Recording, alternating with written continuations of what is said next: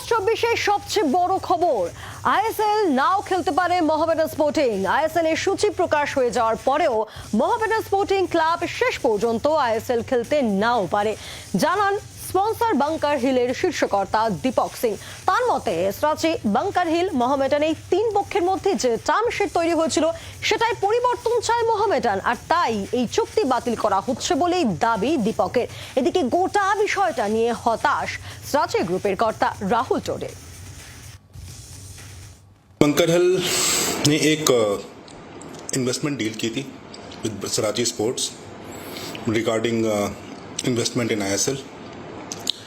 तो उसके बेस पे एक टर्म शीट साइन हुआ था।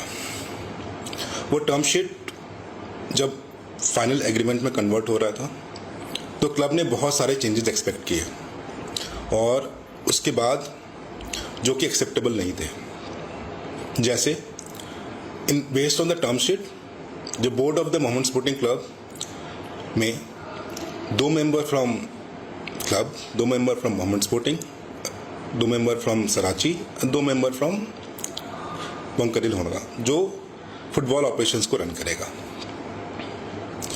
किंतु क्लब चाहती है कि इस बोर्ड में 5 मेंबर क्लब के हों, 2 मेंबर बंकर हिल के हों और 2 मेंबर सराची स्पोर्ट्स से हों, जो कि लाजमी है कि एक एज एन इन्वेस्टर हम चाहते हैं कि फुटबॉल ऑपरेशंस में हमारा से रहे।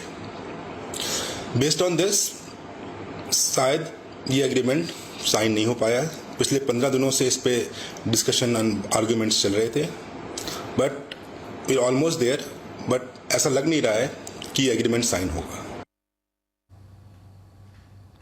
মোহামেডান সচিব ইশতিয়াক আহমেদ তিনি বলেন, যে কোনো সমস্যাই টেবিলে সমাধান হয়ে যায়, দুপক্ষের সঙ্গে কথা বলবো, আশা করি কোনো সমস্যাই হবে না, আশা তা।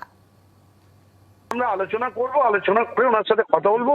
উনি হয়তো মাথা গরম করে বলে দিয়েছেন, আমি আশা করছি এটাকে আমরা মিটিয়ে দেবো। একটা যুদ্ধ একটা টেবিলের মধ্যে বসে সেটেল হয়ে যায়, এ তো ফুটবল খেলা।